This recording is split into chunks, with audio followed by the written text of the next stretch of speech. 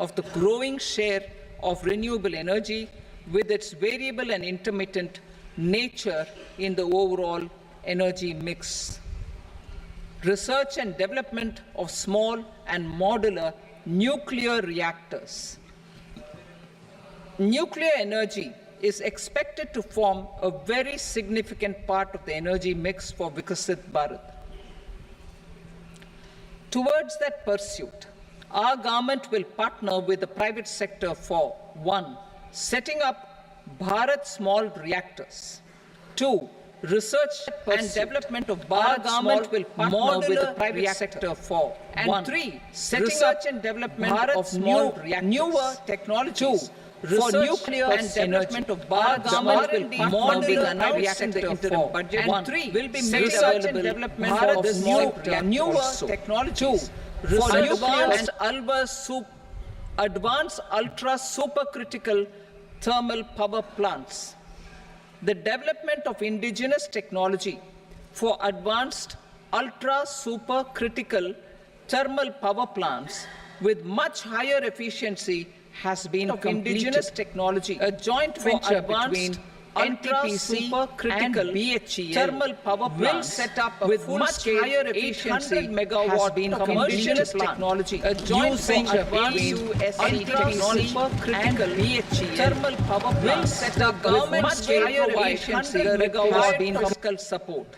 Moving forward, development of indigenous capacity for the production of high-grade steel and other advanced metallurgy materials for these plants will result in strong spin-off benefits for the economy. Roadmap for hard-to-abate industries. A roadmap for moving the hard-to-abate industries from energy efficiency targets to emission targets will be formulated.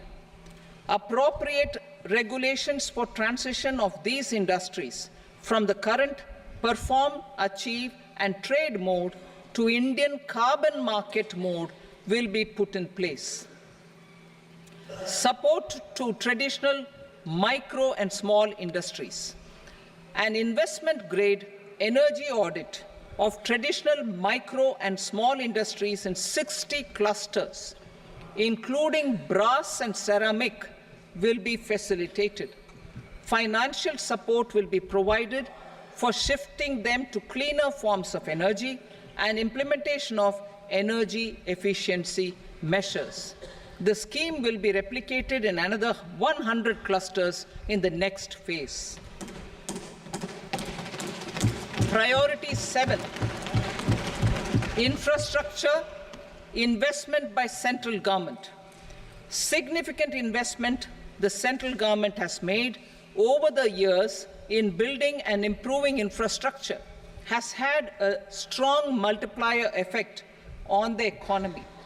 We will endeavor to maintain strong fiscal support for infrastructure over the next 5 years in conjunction with imperatives of other priorities and fiscal consolidation.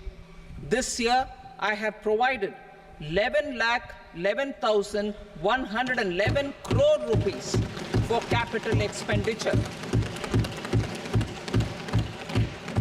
This would be 3.4% of our GDP. Infrastructure investment by state governments. We will encourage states to provide support of similar scale for infrastructure, subject to their development priorities. A provision of 1.5 lakh crore rupees for long-term interest-free loans have been made this year also to support the states in their resource allocation. Private investment in infrastructure. Investment in infrastructure by private sector will be promoted through viability gap funding and enabling policies and regulations. A market-based financing framework will be brought out. Pradhan Mantri Gram Sadak Yojana, Phase 4 of the PMGSY will be launched to provide all-weather connectivity to 25,000 rural habitations, which have become eligible in view of their population increase Irrigation and flood mitigation. Bihar has frequently suffered from floods, many of them originating outside the country. Plans to build flood control structures in Nepal are yet to progress. Our government, through the Accelerated Irrigation Benefit Program and other sources, will provide financial support for projects with estimated cost of 11,500 crore rupees,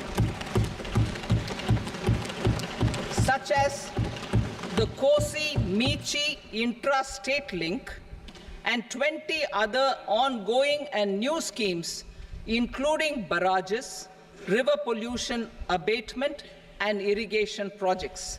In addition, survey and investigation of Kosi-related flood mitigation and irrigation projects will be undertaken.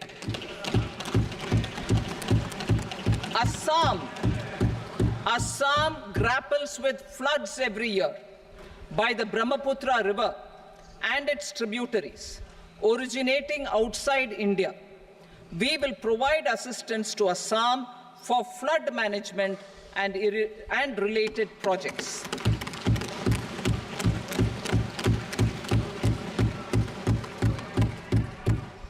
Himachal Pradesh suffered extensive losses due to floods last year. Our government will provide assistance to the state for reconstruction and rehabilitation through multilateral development assistance.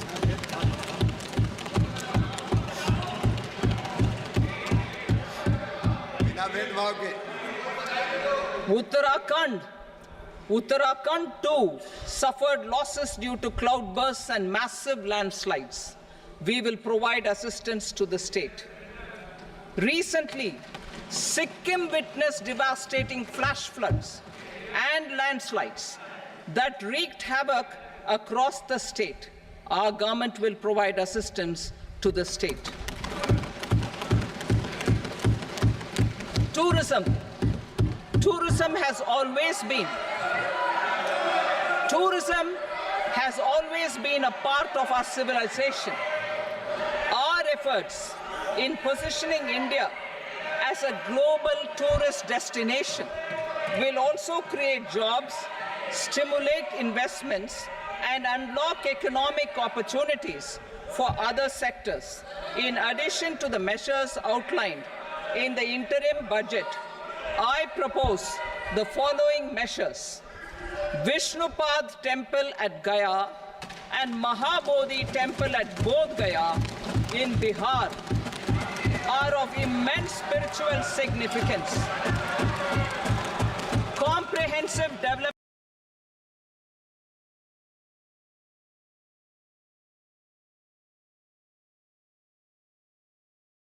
of Vishnupad Temple Corridor and Mahabodhi Temple Corridor will be supported, modeled on the successful Kashi Vishwanath Temple Corridor to transform them into world-class pilgrim and tourist destinations.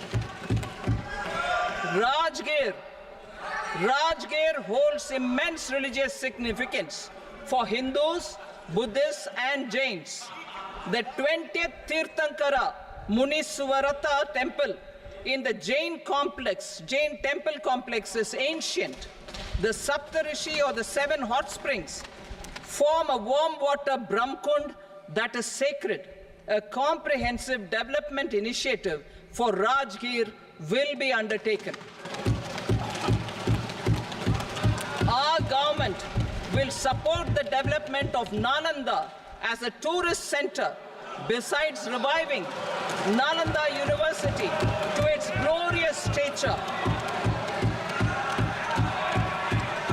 Odisha's scenic beauty, temples, monuments, craftsmanship, wildlife sanctuaries, natural landscapes, and pristine beaches make it an ultimate tourism destination. Our government will provide assistance for their development to Odisha as well.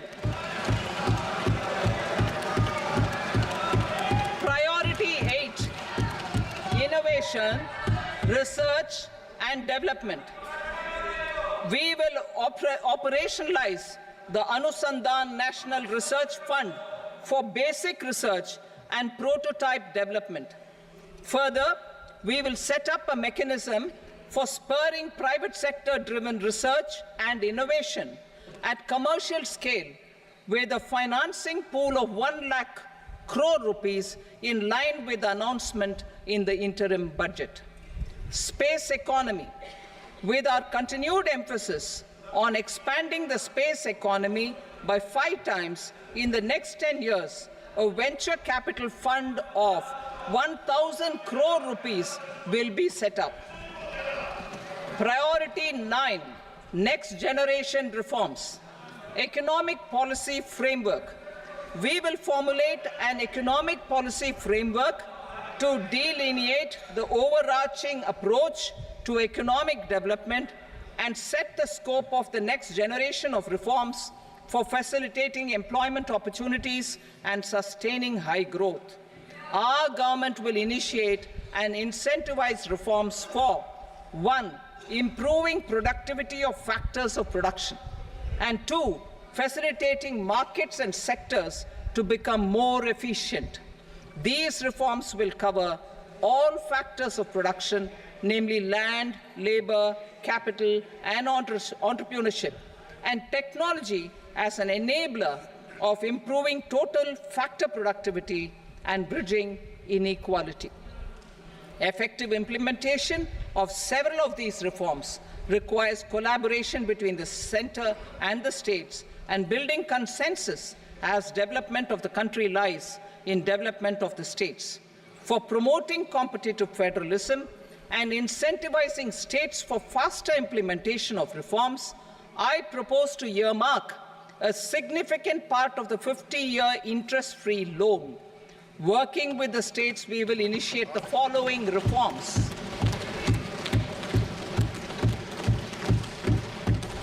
Land-related reforms and actions, both in the rural and urban areas, will cover land administration, will cover 1. Land administration, planning and management, and 2.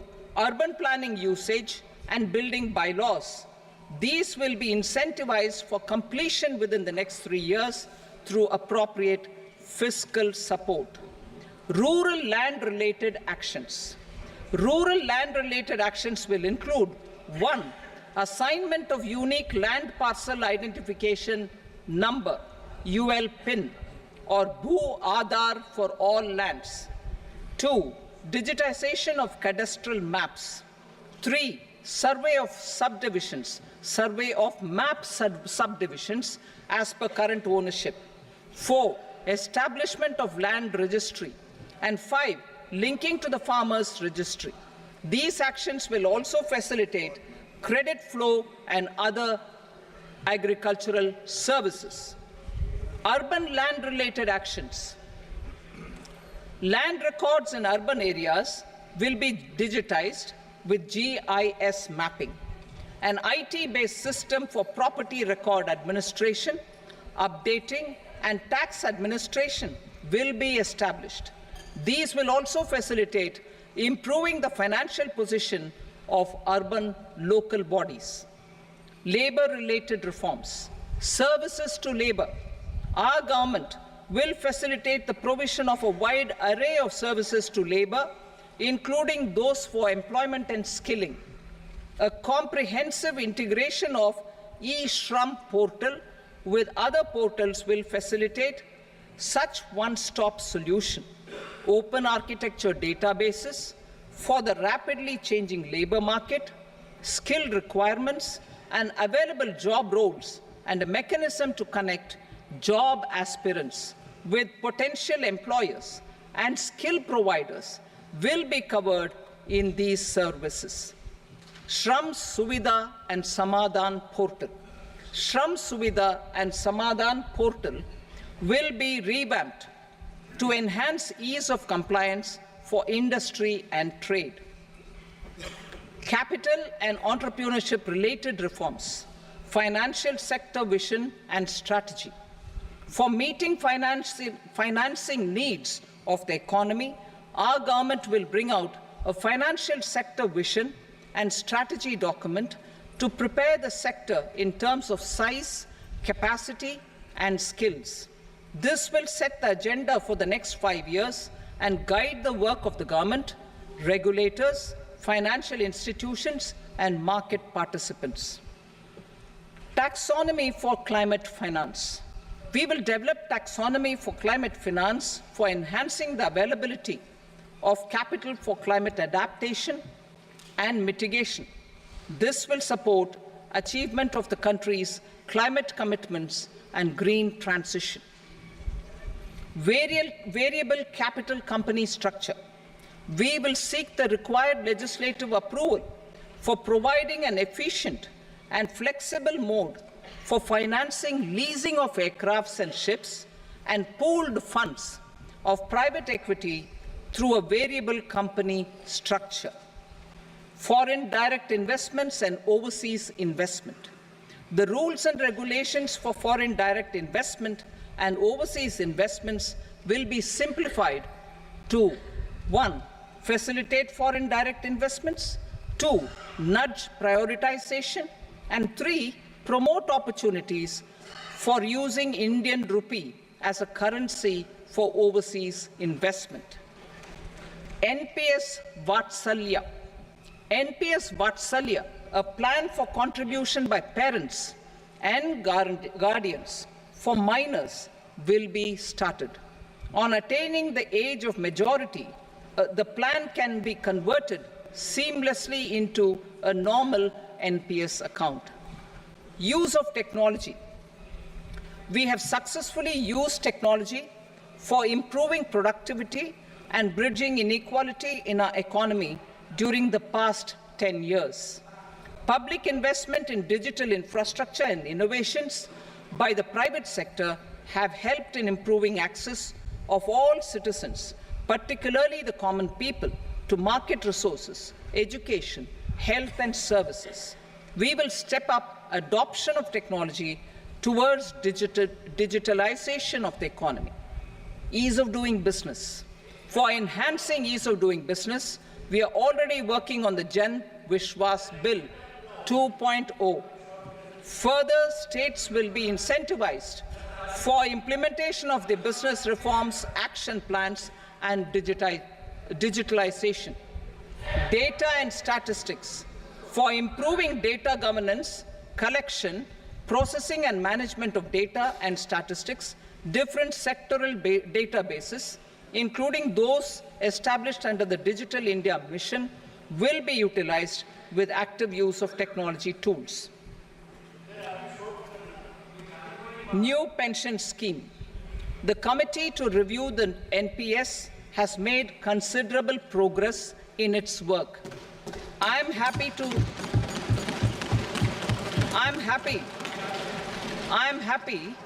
that the staff side of the National Council of the Joint Consultative Machinery for Central Government Employees has taken a constructive approach.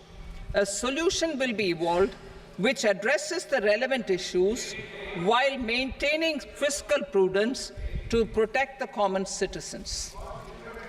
Budget estimates for 24-25. For the year 24-25, total receipts other than borrowings and the total expenditure are estimated at 32.07 lakh crore rupees and 48.21 lakh crore rupees respectively. The net tax receipts are estimated at 25.83 lakh crore rupees. The fiscal deficit is estimated at 4.9% of the GDP. The gross and the net market borrowings through dated securities during 24-25 are estimated at 14.01 lakh crore rupees and 11.63 lakh crore rupees respectively. Both will be less than that in 23-24. The fiscal consolidation path announced by me in 2021 has served our economy very well and we aim to reach the deficit below 4.5% next year. The government is committed to staying the course. From 2026-27 onwards, our endeavour will be to keep the fiscal deficit each year such that the central government's debt will be on a declining path as percentage of GDP. I will now move to Part B.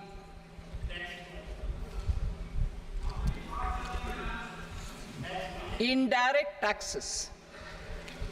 Sir, I start with GST. It has decreased tax incidence on the common man, reduced compliance burden and logistics cost for trade and industry, and enhanced revenues of the central and the state governments. It is a success of vast proportions. To multiply the benefits of GST, we will strive to further simplify and rationalize the tax structure and endeavour to expand it to the remaining sectors. My proposals for customs duties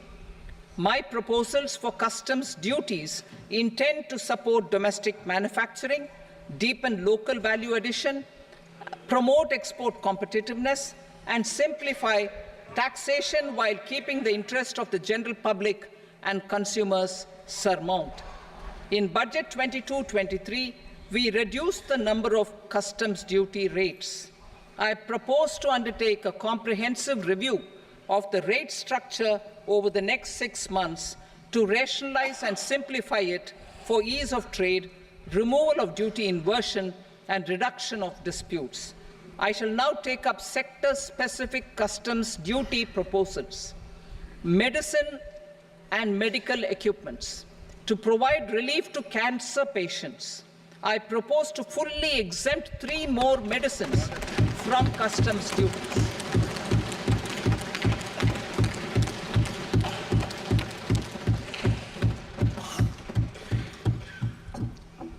I also propose changes in the BCD on X-ray tubes and flat panel detectors for use in medical X-ray machines under the phased manufacturing program so as to synchronize them with the domestic capacity addition. Mobile phone and related parts. With a 3-fold increase in domestic production and almost a 100-fold jump in exports of mobile phones over the last 6 years, the Indian mobile industry has matured. In the interest of consumers, I now propose to reduce the BCD on mobile phone, mobile PCBA, and mobile charger to 15%. Critical minerals. Minerals such as lithium, copper, cobalt, and rare earth elements are critical for sectors like nuclear energy, renewable energy, space, defense, telecommunications, and high-tech electronics. I propose to fully exempt customs duties on 25 critical minerals and reduce BCD on 2 of them. This will provide a major fillip to the processing and refining of such minerals and help secure their availability for these strategic and important sectors.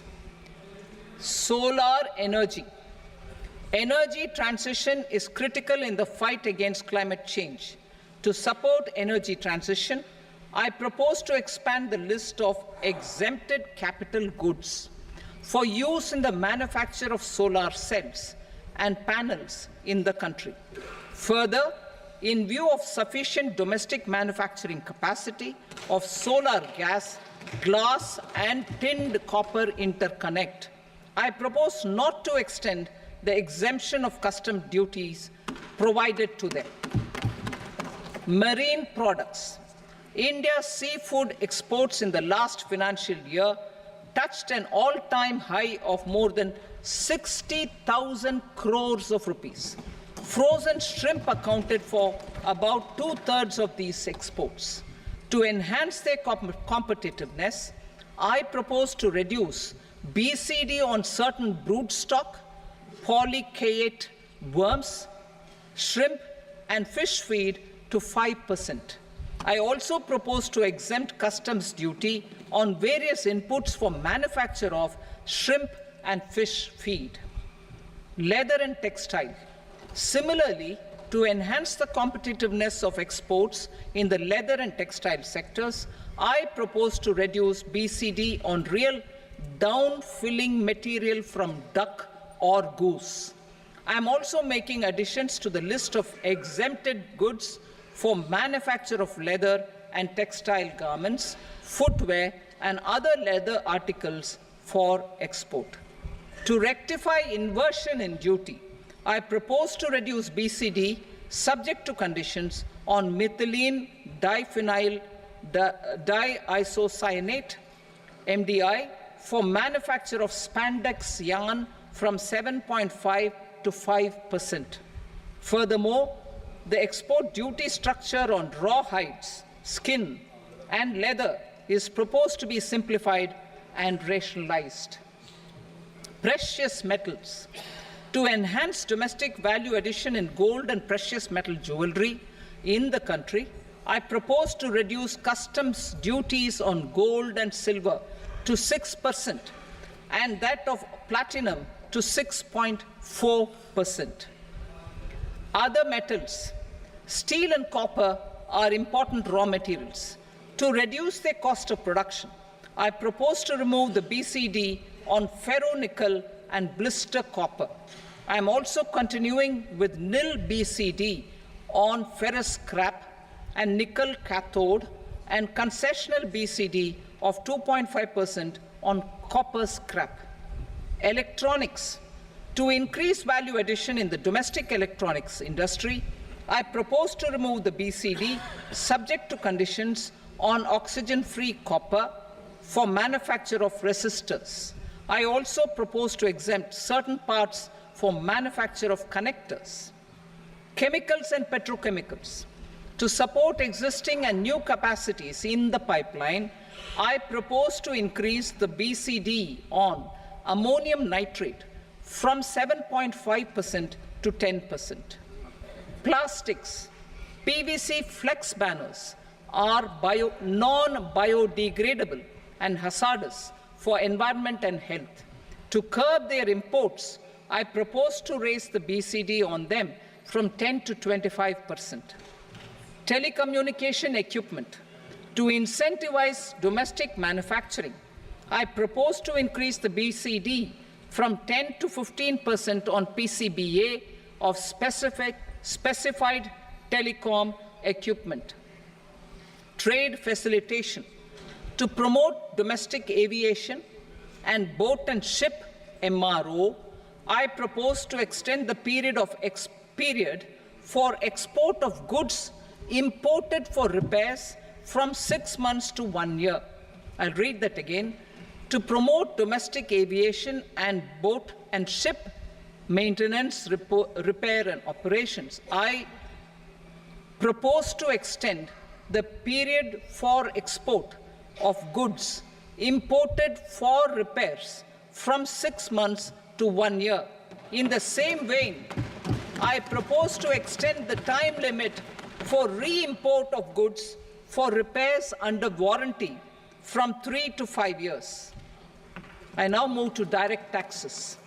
We will continue our efforts to simplify taxes, improve taxpayer services, provide tax certainty, and reduce litigation while enhancing revenues for funding the development and welfare schemes of the government.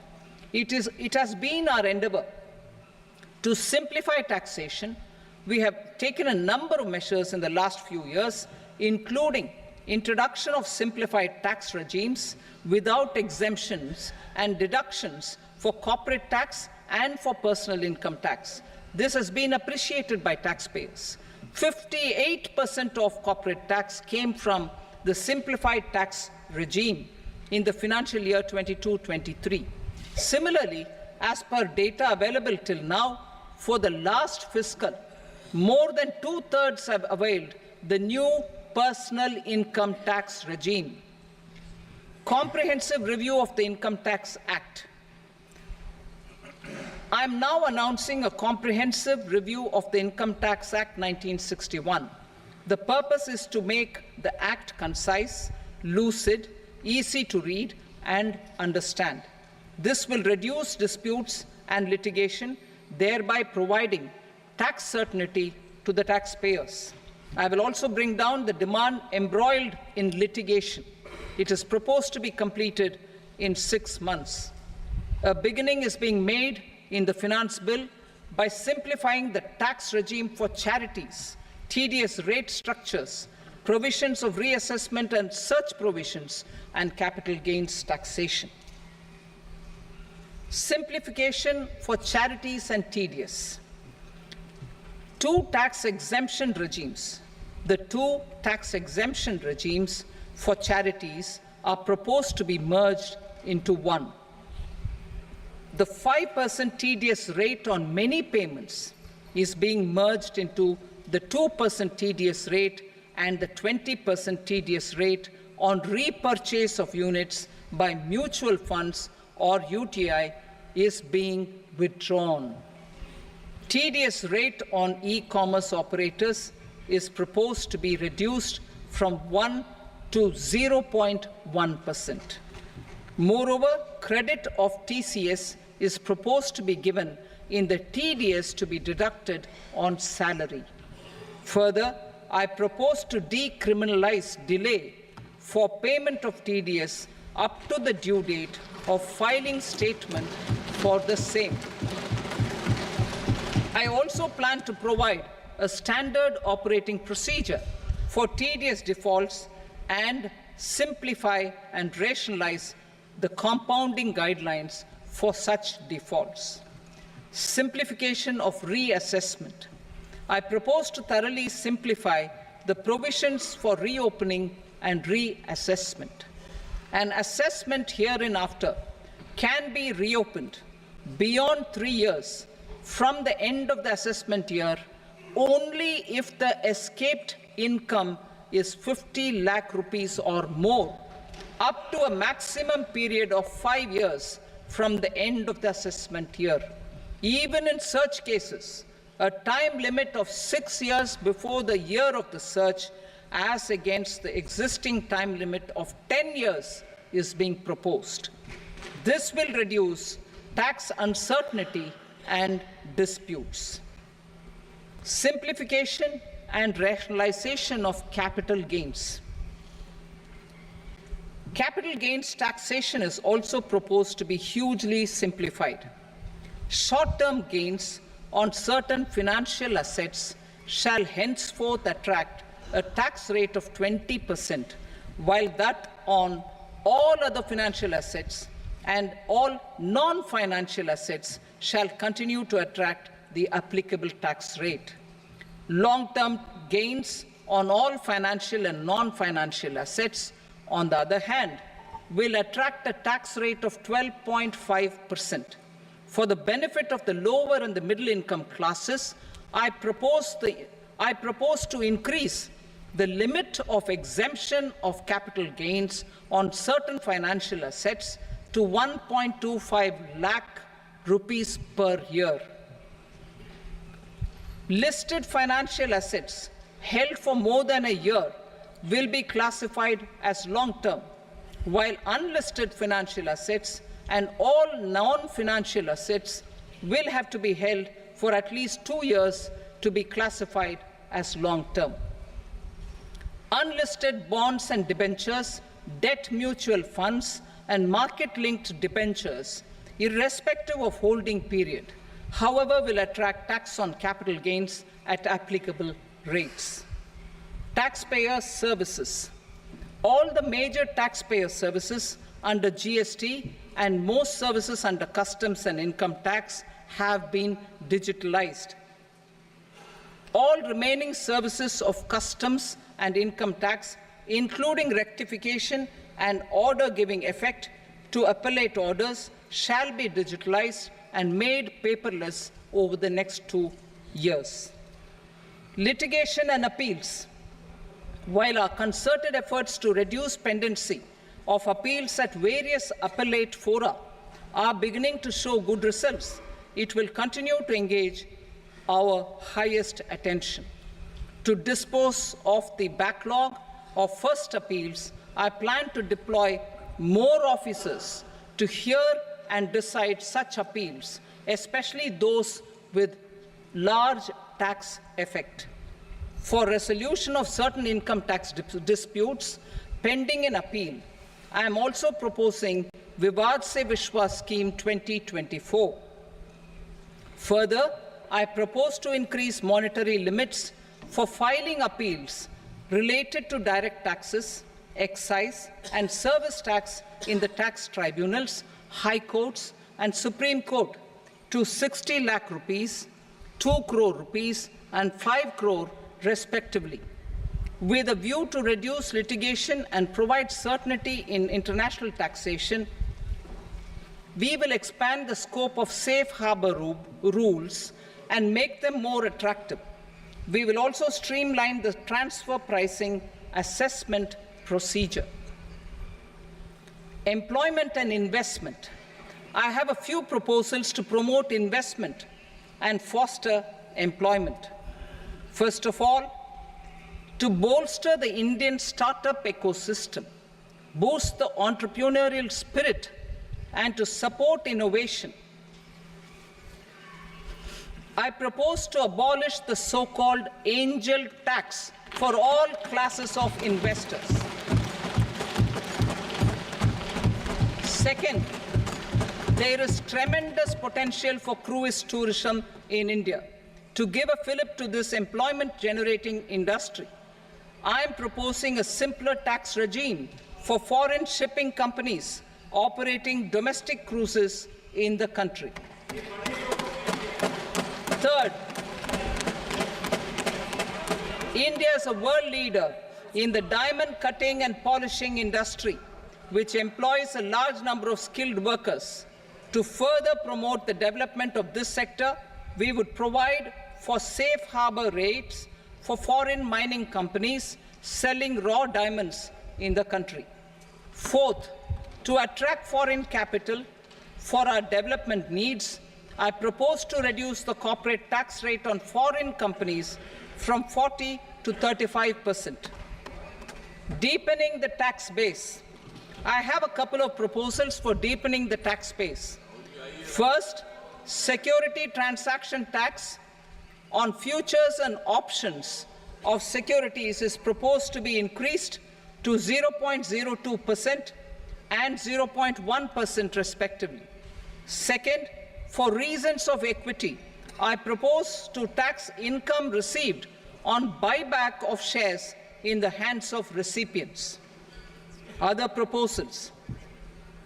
To improve social security benefits, deduction of expenditure by employers towards NPS is proposed to be increased from 10 to 14% of the employee's salary. Similarly, deduction of this expenditure up to 14% of salary from the income of employees in private sector, public sector banks and undertakings opting for the new tax regime is proposed to be provided. Indian professionals working in multinationals get ESOPs and invest in social security schemes and other movable assets abroad. Non-reporting of such small foreign assets has penal consequences under the Black Money Act. Such non-reporting of movable assets up to 20 lakh rupees is proposed to be depenalized. Other major proposals in the finance bill relate to withdrawal of equalization levy of 2%, expansion of tax benefits to certain funds and entities in IFSCs, and immunity from penalty and prosecution to Benamidar on full and true disclosure so as to improve conviction under the Benami Transaction Prohibition Act 1988. Personal income tax. Coming to personal income tax rates, I have two announcements to make for those opting for the new tax regime. First, the standard deduction for salaried employees is proposed to be increased from 50,000 to 75,000 rupees.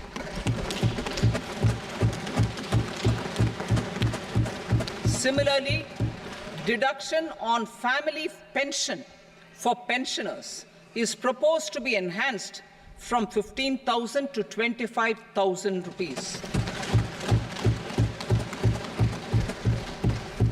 This will provide relief to about 4 crore salaried individuals and pensioners.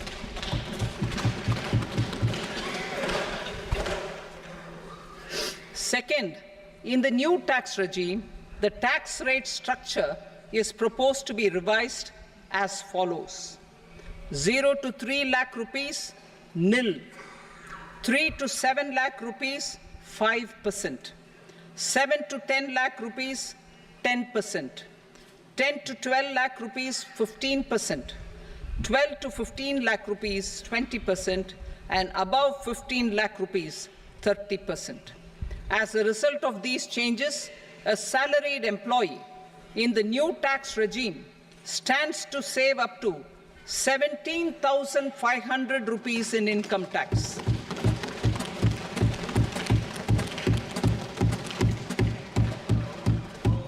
Apart from these, I am also making some other changes as given in the annexure. As a result of these proposals, revenue of about 37,000 crore, that is 29,000 crore in direct taxes and 8,000 crore in indirect taxes, will be foregone, while revenue of about 30,000 crore rupees will be additionally mobilized. Thus, the total revenue foregone is about 7,000 crores annually. Mr. Speaker, sir, with this, I commend the budget to this august House. Jai Hind.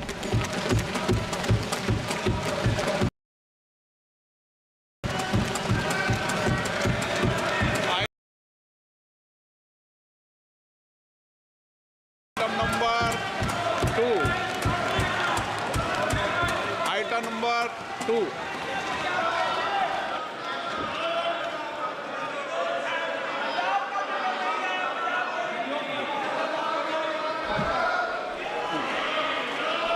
Sir, with your permission, I rise to lay on the table the following statements under Section 3 of the Fiscal Responsibility and Budget Management, FRBM Act 2003, medium-term fiscal policy cum fiscal policy strategy statement and macroeconomic framework statement. Item number 3. Sir, with your permission, I rise to move for leave to introduce the Finance Number 2 Bill 2024. प्रश्न ये कि विधेयक को पुनर्स्थापित करने की अनुमति प्रदान की जाए। जो सदस्य इसके पक्ष में हाँ कहें, जो सदस्य विरोध में ना कहें। मेरे विचार में निर्णय हाँ वालों के पक्ष में अनुमति प्रदान की जाती है। माननीय मंत्री जी, अब विधेयक पुनर्स्थापित करें। Sir, I introduce the bill. Item number 4. The Union Territory of Jammu and Kashmir budget. Sir, I rise to present a statement, Hindi and English versions, of the estimated receipts and expenditure of the Union Territory of Jammu and Kashmir for the year 24-25. सभा की कार्रवाई कल बुधवार दिनांक 24 जुलाई 2024 को प्राप्त 11 बजे तक के लिए स्थगित की जाती है।